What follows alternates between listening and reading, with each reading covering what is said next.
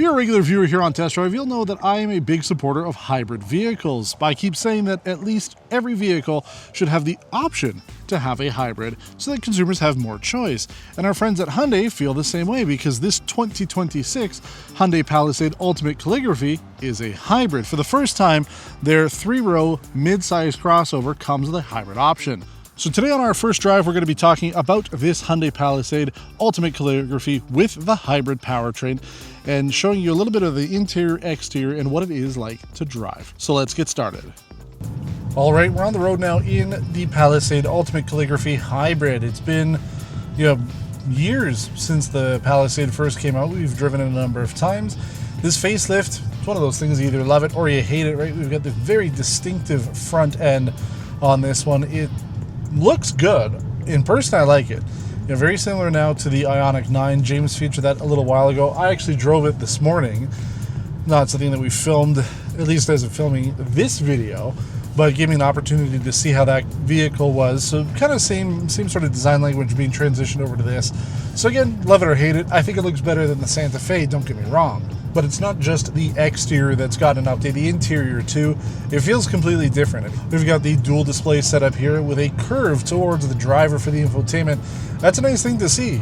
Typically it's facing directly, at a 90-degree angle or whatever, maybe 180-degree angle. But this being a little bit curved towards the driver shows who really is in charge when they're driving this.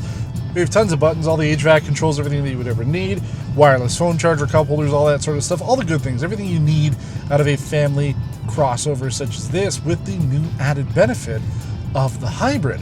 Now, I'm not driving it too much today. I don't have a chance to be able to do test loop or anything like that, but I can tell you that so far it has been smooth, and we've liked Hyundai's other hybrids.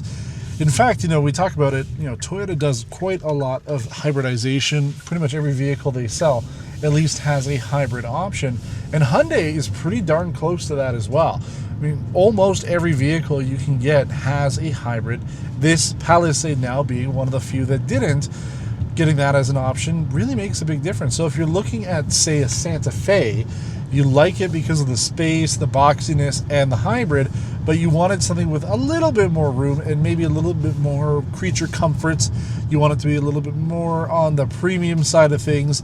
The Palisade now has you covered. So adding that hybrid, I think, is going to be a big deal. And really, when you think about it, the other big vehicles in this segment, things like the Honda Pilot, the GMC Acadia, Chevrolet Traverse, right? These vehicles, they don't offer a hybrid, right? This really will stand out. And I think for a lot of people, that's going to be a key. Because for me, I look for hybrids, right? If I were to buy a new car today, that's one of the main things it's got to have. I do a lot of in-town stuff. Most of my day-to-day driving is, 12 kilometers in one direction, 12 kilometers back in another direction. Some of it's highway, some of it's county road, but you want to have the hybrid for in-town. And, there's a number of cars that I've driven this year that I really like that I just wouldn't really consider as a permanent replacement because it doesn't have a hybrid. So good job on Hyundai adding that in. I think it was a need and continues towards their full hybridization push across the board for all of their vehicles. So whether you want it or not, at least you have an option for it. But yeah, a couple other things to note as I'm doing our first drive here. Seats are very comfortable. I like that quite a bit. Good amount of space. In fact, I'm doing a lot of vehicles back to back here because we are at the AJAC Test Fest. That is a yearly event for member journalists such as myself to be able to come out. We're in Orangeville, Ontario. We can drive a number of very popular vehicles that are sold here in Canada back to back, as well as some new stuff like this. And it gives me an opportunity to see how vehicles compare really going right from one to another. And the one thing that I have noticed when it comes to this is the space compared to something I just drove immediately before this, which is the Lexus LX, a full-size luxury vehicle. It's actually right there passing us. And I found that on the inside was just like a little tight. This thing, though, very, very comfortable. So for a big guy, I like it. Material seems pretty good. There's no rattles. There's nothing. This is really a brand new vehicle. But still, it's well built, well assembled. I think that this is going to be a popular option for people. Maybe the looks not so much. That's going to be up to you. But I think for the most part, especially adding in that hybrid, it's going to be a big one. So let's go into sport, as we should. We'll take it from a dig. Oh, there we go. So first the electric motor was like, yeah, I got this. I got you, bro. And then it realized very quickly that no, it needs the full power of the gas engine as well. So that kicked on after about a second or though. That's fine. I mean, you're not buying this because you want a performance vehicle. Really, you shouldn't ever have it in sport mode. It should be in eco mode. That's where you want to have it. There's terrain modes as well, just like you would expect to find. But yeah, so performance kind of okay, but that's to be expected. Now, like I said, this is just the first drive. I'm just driving this around for a little bit, filming it what I can, so I don't have a full experience with it. But if you want to know more, please leave a comment. What would you like to see us do with this vehicle if we were to get it in, say, a couple months or whatever, and to be able to show it off on a long-term, week-long review.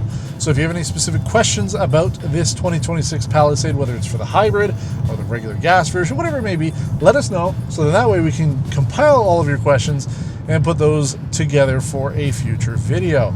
We also ask that you subscribe to the channel if you haven't done so already. I know most of you haven't. It's like 98%, 95% of you are not subscribed. It doesn't cost anything. Just push that button. Give us a subscribe.